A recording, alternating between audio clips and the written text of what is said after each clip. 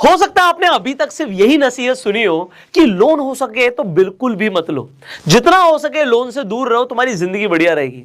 पर एक चीज आज ये है कि बहुत सारे ऐसे लोग हैं जो आप अपने आसपास भी देख रहे हैं, सुनने में आता होगा कि अदानी साहब ने तो बहुत ज्यादा लोन लिया हुआ है, अंबानी साहब ने तो बहुत ज्यादा लोन लिया हुआ है। अभी इतने बड़े बड़े लोग जो हैं ये लोन ले रहे हैं और ये अमीर बन रहे हैं। तो क्या सही में लोन लेना अमीर लोगों का सीक्रेट है? आंसर तो यही है कि यस, लोन लेना अमीर लोगों का सीक्रेट है बहुत जल्दी रईस बनने के लिए। पर एक आम इंसान के लोन लेने के तरीके में और एक आदमी जो सच में अमीर बन रहा है उसके लोन लेने के तरीके में फर्क होता है। अब मैं एक थोड़ी सी डिस्टिंक्शन रखता हूं कि जो लोन है वो दो तरीके का है। आप या तो लोन से लाइबिलिटी खरीद सकते हो या फिर लोन से आप एसेट बना सकते हो। अब हम इन दोनों बातों के ऊपर थोड़ा सा गौर करने वाले हैं। एसेट वो चीज होती है जो आपकी जेब में पैसा ला कर देती है और लायबिलिटी वो चीज होती है जो आपकी जेब से पैसा ले जाती है। तो अगर आप एक बहुत ही बढ़िया गाड़ी खरीदते हो जिसकी आपको बिल्कुल भी जरूरत नहीं थी पर आपने खरीद ली क्योंकि आपका मन कर रहा था, तो आपने अपने शौक के लिए गाड़ी खरीदी, क्या वो आपको पैसा कमा के दे रही है? अगर आपने उसे ओला या उबर में नहीं लगाया हुआ भाई, तो आपकी जेब से पैसा ले रही है, उसकी मेंटेनेंस होती है, आप उसमें तेल भी भरवाते हो और वो हर दिन अपनी वैल्यू लूज कर रही है, तो आपके लिए एक लायबिलिटी है। अपनी गाड़ी खरीदो या बाइक खरीदो, it is one of the same thing. बहुत सारे लोग ऐसे हैं जो अफोर्ड नहीं कर सकते पर आज भी वो आईफोन 13 प्रो चला रहे हैं और बात ऐसी करते हैं, यार मेरा ना 14 प्रो खरीदने का मन है।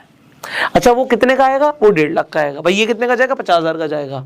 ये मैंने ईएमआई पे लिया था, ईएमआई चुका दी, अब मैं इसे बेच रहा हूं और मैं 1.5 लाख का फोन लूंगा। ऐसे लोग बोलते हैं ना, 1 लाख रुपए का डिफरेंस ही तो है, वो भी ईएमआई के थ्रू दे देंगे। तो फिर जिंदगी सिर्फ ईएमआई में चली जाएगी। या फिर लोग पर्सनल लोन ले लेते हैं। अच्छा इंडिया में ना बहुत सिंपल आप देखोगे लोग फाइनेंशियल मिस्टेक्स भी करते हैं, जैसे कि हेल्थ इंश्योरेंस नहीं लेते। हेल्थ इंश्योरेंस लोगों को लगता है बहुत महंगा है, पर घर में जब भी कोई मेडिकल इमरजेंसी आ जाती है और लाखों रुपए चला जाता है, इनफैक्ट लोन भी लेना पड़ जाता है इमरजेंसी के लिए, तो वो लोगों को सस्ता लगता है। पर ये सारे आपकी लायबिलिटी वाले लोन है जो आपको परेशानी में डालेंगे।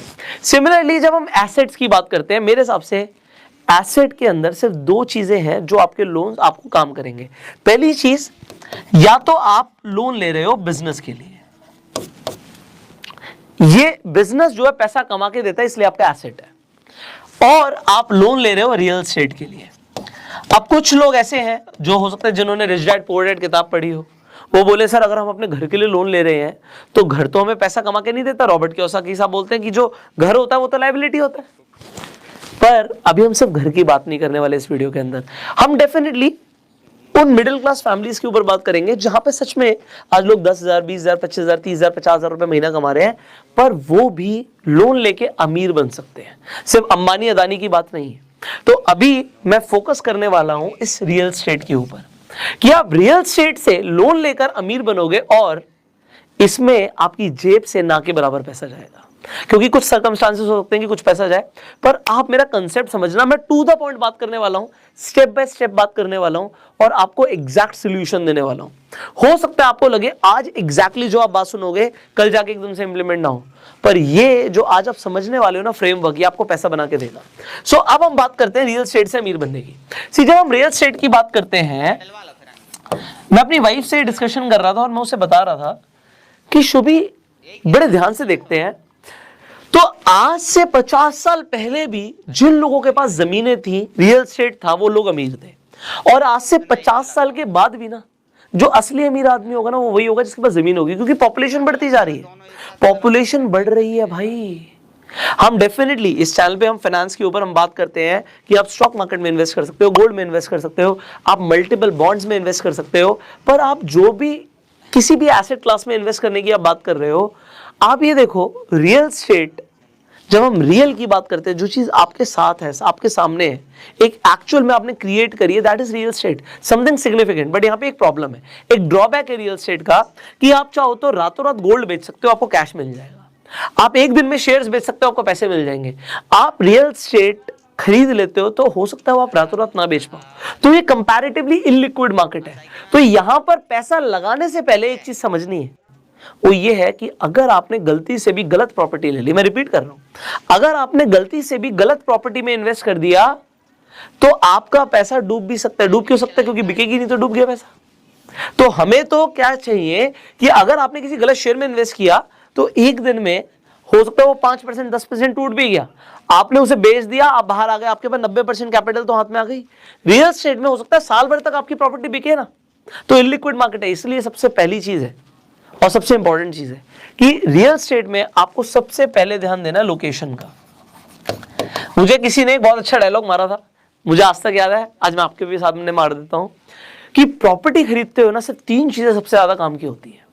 अगर आपने इन 3 चीजों के ऊपर ध्यान दिया तो आप पैसा बनाओगे। Number 1 location, number 2 location and number 3 is also location. क्योंकि लोकेशन से ऊपर प्रॉपर्टी में कुछ नहीं होता।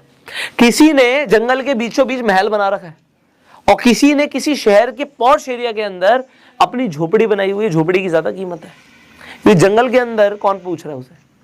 आप समझो, जहां पे रोड्स अच्छे हैं, फैसिलिटीज अच्छी हैं, ट्रांसपोर्टेशन अच्छा है, स्कूल है, कॉलेज है, इंफ्रास्ट्रक्चर है, वहां पर प्रॉपर्टी के रेट ज्यादा होंगे। ओके, सो अभी हमारी स्ट्रैटेजी के लिए हमें क्या चाहिए, हमें नंबर 1 चाहिए कि हमारी रियल एस्टेट अच्छी लोकेशन पर हो। हमें दूसरी क्या चीज चाहिए कि वो कमर्शियल हो। हमें कमर्शियल और नॉन कमर्शियल क्यों बोल रहा हूं, मैं जल्दी से बता देता हूं।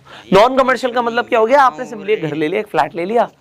कमर्शियल में क्या हो गया, आपने कोई कमर्शियल शॉप ली, फैक्ट्री ली, एक ऐसा घर लिया जो रोड पर है, जो कमर्शियल के अंदर आता है, जिससे रेंट आउट आप कर सकते हो। क्योंकि कमर्शियल प्रॉपर्टी में हमेशा रेंट आपको ज्यादा मिलता है और नॉन कमर्शियल में रेंट कम मिलता है। तो हमारा फोकस कहां पर है अभी इस स्ट्रैटेजी के लिए कि हमें कमर्शियल प्रॉपर्टी चाहिए, क्योंकि रेंट ज्यादा आएगा। अब रेंट ज्यादा आएगा तो कमाल क्या होने वाला है, मैं कमाल दिखाऊंगा आपको अभी, तो समझते रहिए।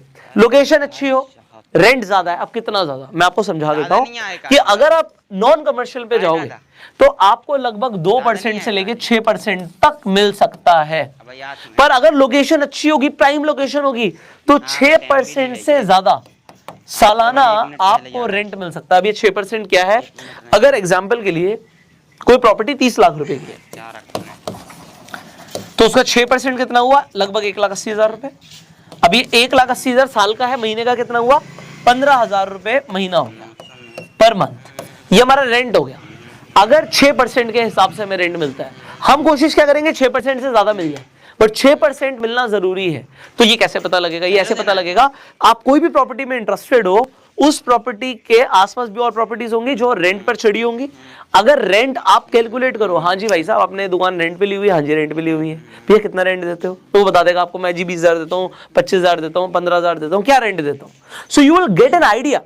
सो आइडिया ऐसे ही लगाना पड़ता है, क्योंकि रियल एस्टेट की जो मार्केट है ना, it is not like stock market. ये बहुत स्पेसिफिक एरियाज में काम करती है। हर एरिया के अंदर थोड़ी सी कैलकुलेशन चेंज हो जाती है। क्योंकि मैं एक जर्नल वीडियो बना रहा हूँ, पूरे इंडिया के लिए बना रहा हूँ, तो मैं जर्नल बातें कर रहा हूँ, पर रियल एस्टेट बड़ी स्पेसिफिक है। बट यार पैसा कमाने के प्रिंसिपल सेम है। लोकेशन तो हर एरिया में होती है। आप पुणे में रहते हैं या पटना में रहते हैं, आप मुंबई में रहते हैं चाहे दिल्ली में रहते हैं, लोकेशन अच्छी तो आप समझ रहे हो ना, लोकेशन अच्छी, कमर्शियल तो आप समझ रहे हो ना, और ये भी समझ रहे हो कमर्शियल में ज्यादा रेंट आएगा, बढ़िया समझ रहे हो आप। नेक्स्ट आपको तीसरी चीज समझनी है कि रियल एस्टेट के अंदर एक चीज है जो आपको जल्दी अमीर बना सकती है। वो ये नहीं है कि आपने प्रॉपर्टी खरीदी, आपने उसे कितने पैसे में बेचा, वो ये आपने कितने सस्ते में खरीदा। ये बिजनेस का एक बहुत बड़ा रूल है। आज की डेट में जो बिजनेस रह गया है ना, किसी भी फील्ड की बात करो, कपड़े की बात करो या अनाज की बात करो, आप कुछ भी खरीदते कितना सस्ता हो, इसके ऊपर डिपेंड करेगा आप कमाओगे।